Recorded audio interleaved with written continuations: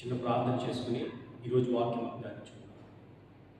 మహోన్నతుడ, మహాపరిశుద్ధుడ, గొప్ప దేవుడ తండ్రి, మీ ఆత్మ ద్వారా, మీ వాక్యం ద్వారా మీరే మాతో మాట్లాడవలసిందిగా, మమ్మలను ముందుకు నడిపించవలసిందిగా యేసుక్రీస్తు వారి అతి పరిశుద్ధ నామంలో మిమ్మల్ని ప్రార్థించి ప్రతిమాని వేడుకుంటున్నాము. మా ప్రియ పరలోకపు తండ్రి, ఆమేన్. ఈరోజు మన యొక్క అంశంగా ఎండ్ టైమ్ వార్నింగ్స్ అనేటువంటి అంశాన్ని గురించి మనం ధ్యానించుకుందామండి. End time warnings, the signs of the times and the end of the age.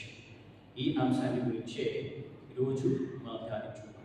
ముందుగా బైబిల్ గ్రంథంలో యేసుక్రీస్తు ప్రభు చెప్పినటువంటి ఒక ఉపమానాన్ని మనం చదువుకుందాం.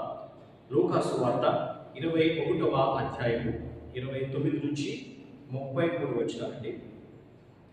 మరియు ఆయన వారితో ఈ ఉపమానము చెప్పాను.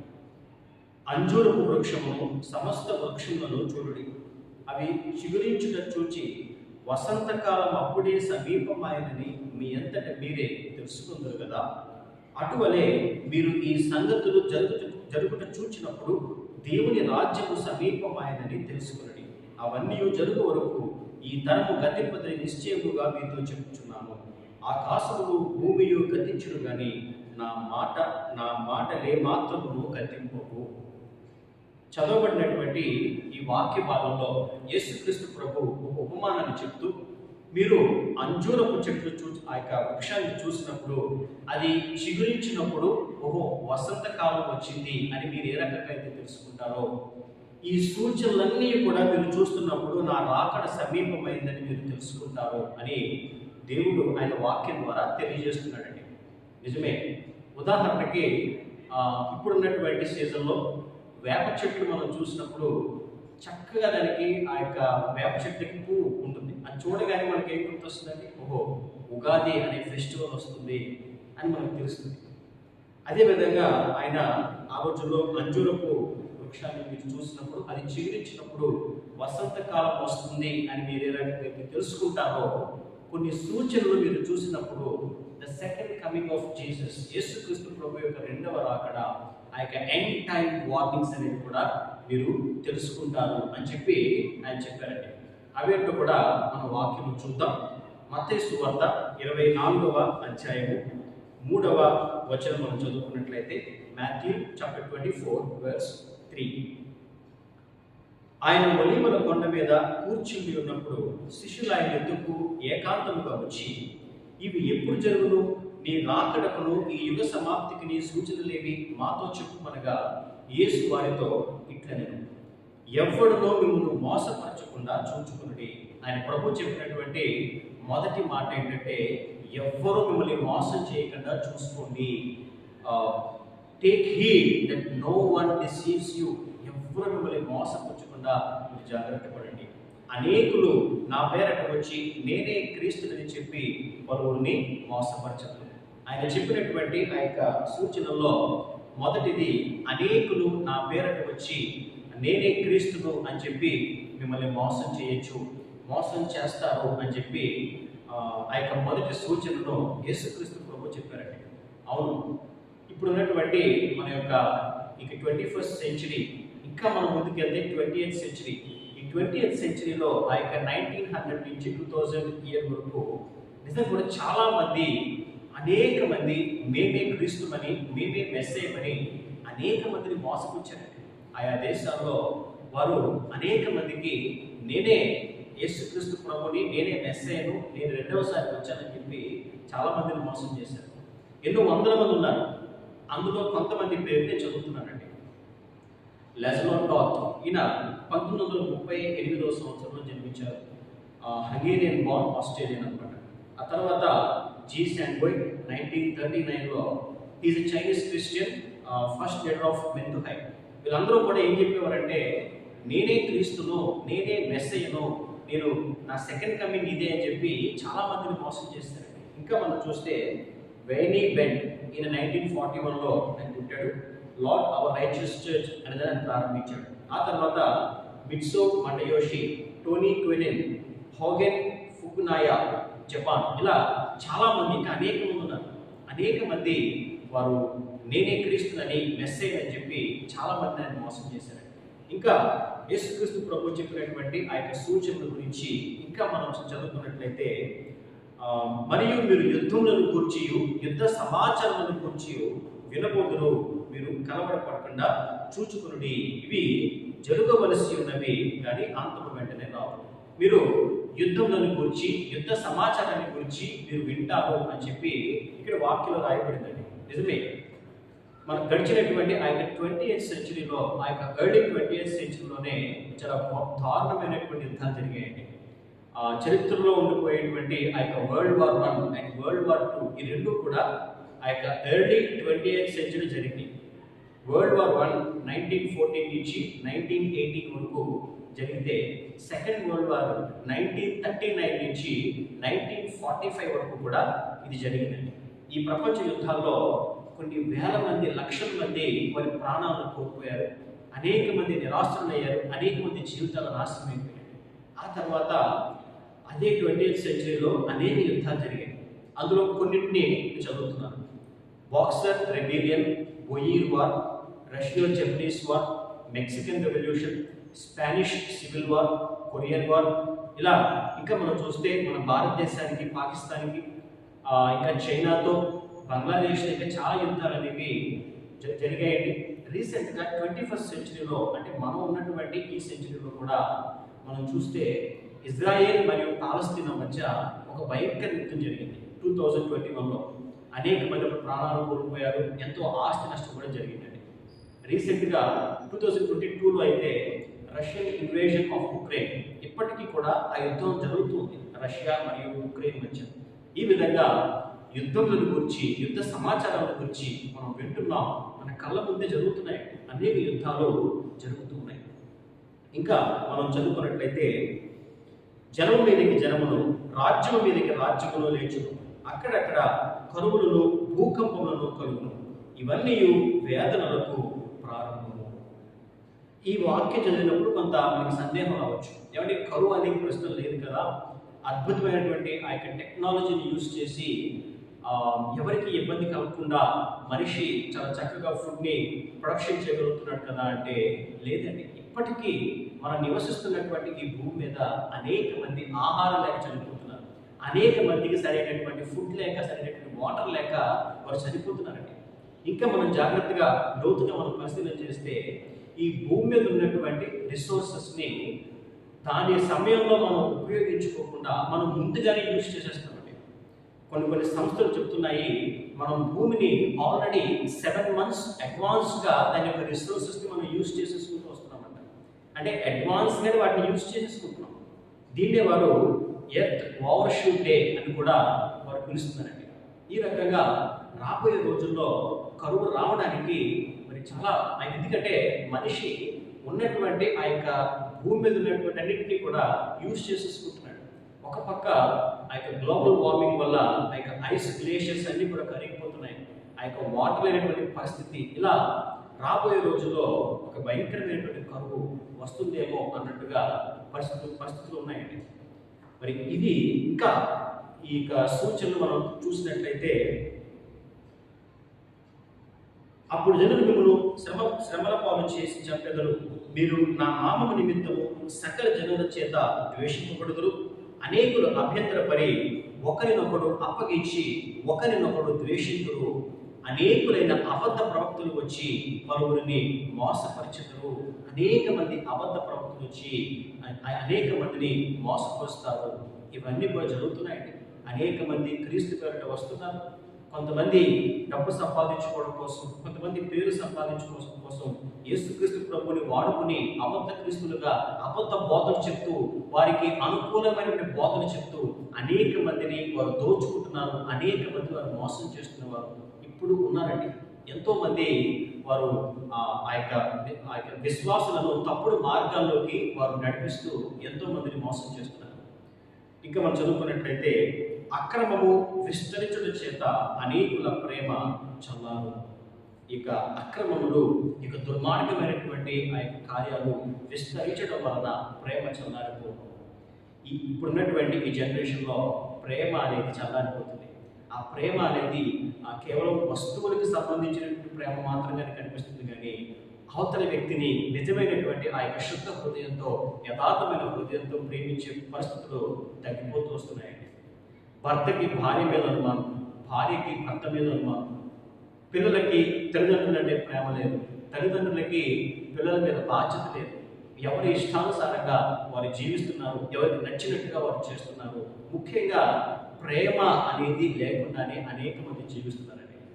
ఈ మధ్యకాలంలో ఎన్నో డివోర్స్ కేసెస్ కానీ, ఎంతోమంది ఆ యొక్క వ్యసనాల్లో పడి కుటుంబ బాధ్యతలు వదిలేసి ఇష్టానుసారంగా ఉండడం కానీ, ఇవన్నీ కూడా ప్రేమలు చల్లారిపోతున్నాయి అనే దానికి ఒక సూచనగా మనకు కనిపిస్తుంది.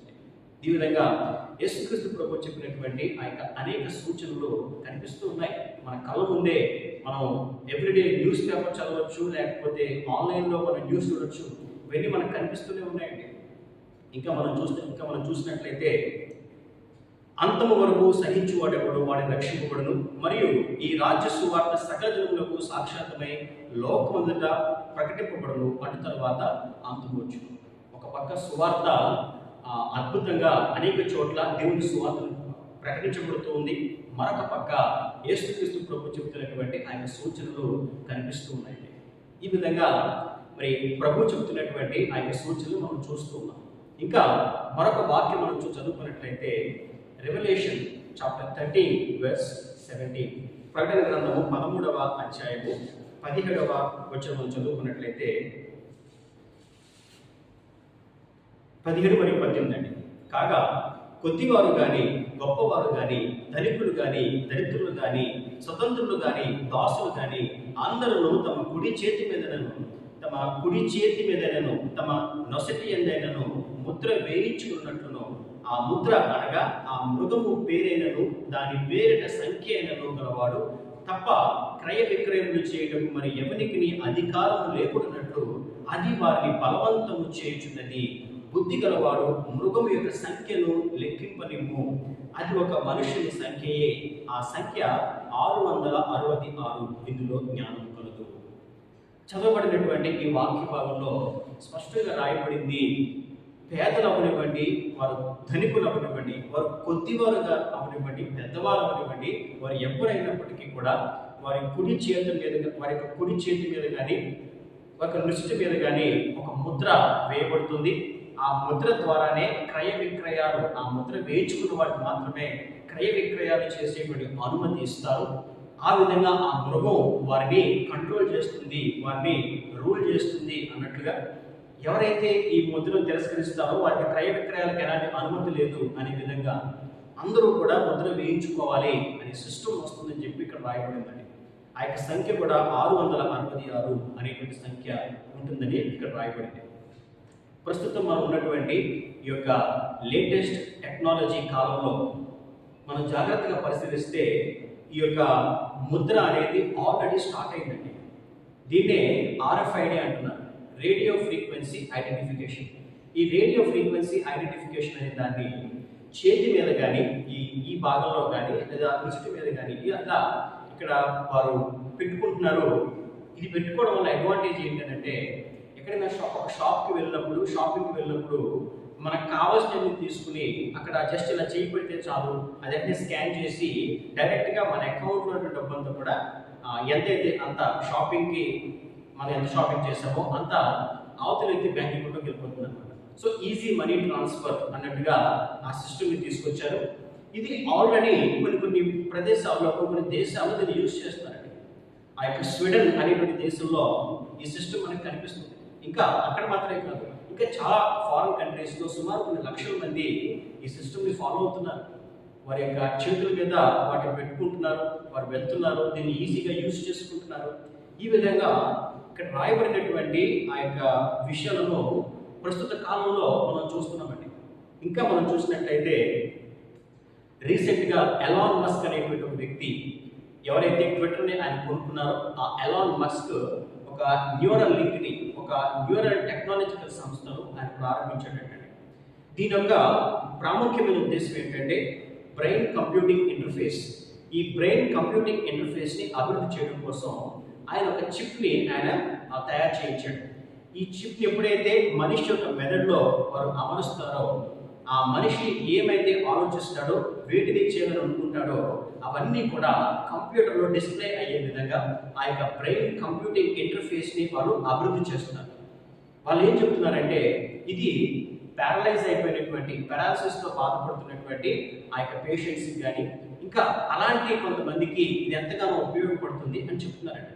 జస్ట్ ఇమాజిన్, ఇలాంటి ఒక సిస్టమ్ అనేది ఒక మిలిటరీ బేస్లో ఒక సైనికుడికి అమర్స్తే అది ఎంత ప్రమాదం. అంటే రాబోయే కాలంలో ఈ టెక్నాలజీ అనేది అభివృద్ధి అవుతుంది మంచిదే, కానీ ఈ టెక్నాలజీ ద్వారా ఎన్నో ప్రమాదాలు, ఎన్నో ఇబ్బందులు జరిగే అవకాశం లేకపోలేదండి. మరి బైబిల్లో రాయబడినట్లుగానే ఆ యొక్క క్రయ విక్రయాలు, ఉదాహరణ మన భారతదేశంలో ఒకప్పుడు క్యాష్ అనేది ఒక ఆల్టర్నేటివ్, ఒక క్యాష్ మాత్రమే మనం ఇవ్వాలి. ఆ తర్వాత ఇప్పుడు సింపుల్గా క్యూఆర్ కోడ్ని స్కాన్ చేస్తే పేమెంట్ అయిపోతుంది, చాలా ఈజీగా అయిపోతుంది. ఆ క్యూఆర్ కోడ్ వరకు మనం వచ్చేస్తాం. ఇంకా దాని లేటెస్ట్ టెక్నాలజీగా ఈ చిప్ అనేటువంటి సిస్టమ్ని తీసుకొచ్చారు. ఈ విధంగా ఎంతో ఫాస్ట్గా ఈ ఆర్టిఫిషియల్ ఇంటెలిజెన్స్ అనేదాన్ని ఉపయోగించుకుని ఎన్నో ఆ యొక్క లేటెస్ట్ టెక్నాలజీస్ని తీసుకొస్తున్నారండి. ఇవన్నీ కూడా ఆ యొక్క యాంటీ క్రైస్ట్ యొక్క రాకకు సూచనలుగా ఉన్నాయి అని చెప్పి కూడా కొంతమంది చెప్తున్నారు. నిజంగా మనం చూస్తున్నటువంటి ఈ పరిస్థితుల్లో ఈ టెక్నాలజీ అనేది మనిషికి మేలు చేయడం మించి అది కీడు చేస్తుందేమో అనేటువంటి స్థాయికి అది పెరిగిపోతూ వస్తుందండి. ఓకే, టెక్నాలజీ ఎంతైనా పెరగనివ్వండి, వాళ్ళు ఏమైనా చేయనివ్వండి, నిజంగా క్రీస్తు రాకడ సమీపమైతే రానివ్వండి, కానీ మనము ఏ స్థితిలో ఉన్నాం? యేసుక్రీస్తు ప్రభు రాకడ సమీపంగా ఉంటే ఆయన రాకడకు మనం సిద్ధంగా ఉన్నామా? మన జీవితాలు, మన బ్రతుకు యేసుక్రీస్తు ప్రభు చెప్పినట్లుగా, ఆయన వాక్యం బోధిస్తున్నట్లుగా మనం జీవించగలుగుతున్నామా అనేది ఒక్కసారి మనల్ని మనం విమర్శించుకోవాలి. మన హృదయాలు మనం పరీక్షించుకోవాలి. నిజంగా నేను యేసుక్రీస్తు ప్రభు యొక్క రాకడ నిజంగా వస్తే నేను సిద్ధంగా ఉన్నానా, నేను పైకి ఎత్తపడతానా అనేటువంటి ఆలోచన, అనే ప్రశ్నను మనకు మనం వేసుకోవాలండి. ఇంకా మనం లోకానుసారంగా జీవిస్తూ, ఇంకా మనం ఆ యొక్క పాపపు ఊబిలో, ఆ యొక్క సులువుగా చిక్కులు పెట్టు పాపాల్లో, రకరకాల వాటిల్లో మనం బానిసలుగా ఉంటే మాత్రం మనం పైకి ఎత్తపడలేము. యేసుక్రీస్తు ప్రభు మనకు రాజ్యంలో మనం ప్రవేశించినట్లే. ప్రతి ఒక్కరితో దేవుడు మాట్లాడుతున్నాడు. నా ప్రియ సహోదరి సహోదరుడా, ఒక్కసారి మీ హృదయాన్ని మీరు పరిశీలన చేసుకోండి. యేసుక్రీస్తు ప్రభు యొక్క రాకడ రావచ్చు, రాకపోవచ్చు, అది సమీపంగా ఉండొచ్చు, ఉండకపోవచ్చు. ఒకవేళ అది సమీపంగా ఉంటే నువ్వు సిద్ధంగా ఉన్నావా? నువ్వు యేసుక్రీస్తు ప్రభు ఆయన వచ్చినప్పుడు ఆయనతో పాటు నువ్వు పైకి ఎత్తబడతావా అనేటువంటి ప్రశ్నను ఒక్కసారి నువ్వు వేసుకోవాలి. బైబిల్లో మనం చూస్తే మత్తయి సువార్త 3వ అధ్యాయం 10వ వచనం మనం చదువుకున్నట్లయితే, మాథ్యూ చాప్టర్ 3:10. మత్తయి సువార్త 3వ అధ్యాయము 10వ వచనం. ఇప్పుడే గొడ్డలి చెట్ల వెనున ఉంచబడి ఉన్నది కనుక మంచి ఫలము ఫలింపని ప్రతి చెట్టును నరకబడి అగ్నిలో వేయబడును. ప్రభు చెప్తున్నటువంటి మాట, ఇప్పుడే గొడ్డలి చెట్టు వారున ఉంచబడి ఉన్నది, మంచి ఫలములు ఫలింపని ప్రతి చెట్టు నరికి వేయబడి అగ్నిలో వేయబడుతుందని దేవుడైన వాక్యం ద్వారా స్పష్టంగా చెప్తున్నాడు. మరి మన జీవితంలో మనం మంచి ఫలాలు మనం ఫలించగలుగుతున్నామా? యేసుక్రీస్తు ప్రభు చెప్తున్నట్లుగా ఆ యథార్థమైనటువంటి, పరిశుద్ధమైనటువంటి, పవిత్రమైనటువంటి జీవితాన్ని మనం జీవించగలుగుతున్నామా? 10 మంది మేలు కొరకు మనం ప్రార్థన చేయగలుగుతున్నామా? ఆత్మీయంగా మనం బలపడగలుగుతున్నామా? క్రీస్తు కొరకు మనం ప్రయాసపడగలుగుతున్నామా అనే విషయాన్ని మనం ఆలోచించాలండి. యేసుక్రీస్తు ప్రభు యొక్క రాకడ ఎప్పుడు వస్తుందో ఎవరికీ తెలియదు, కానీ మనకి దేవుడు ఇచ్చినటువంటి ఈ జీవితంలో మన యొక్క సజీవ లెక్కలో ఉన్నాం, మనం బ్రతికి ఉన్నాం. కాబట్టి నిజంగా మనం పాపంలో ఉన్నట్లయితే, నిజంగా మనం దేవుడికి విరోధమైన జీవితాన్ని జీవిస్తున్నట్లయితే, ఈ రోజే, ఈ క్షణమే, ఇదే అనుకూల సమయం, ఇదే రక్షణ మన బైబిల్ చెప్తున్నట్లుగా ఇప్పుడే పశ్చాత్తాపడతాం, ఇప్పుడే దేవుడికి ప్రార్థన చేద్దాం. ప్రభువా, నన్ను క్షమించిన ఆయన, నేను చేస్తున్నటువంటి ప్రతి తప్పును బట్టి పశ్చాత్తాపడతాను ప్రభువా, నన్ను క్షమించిన ఆయన అని చెప్పి యేసు ప్రభు దగ్గర ఆయన మోకరించి మనం ప్రార్థన చేద్దాం. ఆయన మనం క్షమిస్తాడు, మనకి ఆయన ఆత్మనిచ్చి మనల్ని దేవుడు బాధపరుస్తాడు. కాబట్టి ప్రతి ఒక్కరూ మనం దేవుడిని ప్రార్థన చేద్దాం, పశ్చాత్తాపడతాం, దేవుణ్ణి అడుగుతాం ప్రభువా అని చెప్పి క్షమించమని పడుగుతామండి. దేవుని కొరకు నమ్మకమైన సాక్ష్యంగా మనం జీవితాం. దేవుడు తన పరిశుద్ధ వాక్కును దీవించి ఆశీర్వదించుకుంటాడు. ఆమె ప్రార్థన చేస్తున్నాం. మహోన్నతుడ, మహాపరిశుద్ధుడ తండ్రి, విత్తబడినటువంటి ఈ వాక్యం మా హృదయాల్లో నాటబడి ఫలింపు చేయుటకు సహాయం దయచేయండి తండ్రి. మీ రాకడ ఎప్పుడో అని ఎవరికి తెలియదు, కానీ మీ రాకడ మునిపే మమ్మల్ని నీవు సిద్ధపరచుకుని వాక్యవంతులు, ప్రార్థనయంతులు, విశ్వాసవంతులు బలపడి తండ్రి మీ కొరకు ఒక నమ్మకమైన సాక్షిగా జీవించగలిగేటువంటి జీవితాన్ని మాకు అనుగ్రహించవలసిందిగా తండ్రి, మీ రాజ్యంలో వారసునిగా చేర్చబడేటువంటి గొప్ప భాగ్యాన్ని నేను పొందుకున్నాను నాకు సహాయం అనుగ్రహించవలసిందిగా యేసుక్రీస్తు వారి పరిశుద్ధ నామంలో మిమ్మల్ని ప్రార్థించి బ్రతిమాలని వేడుకుంటున్నాను మా ప్రియ పరలోకపు తండ్రి. ఆమేన్, ఆమేన్, ఆమేన్. అందరికీ వందనాలు.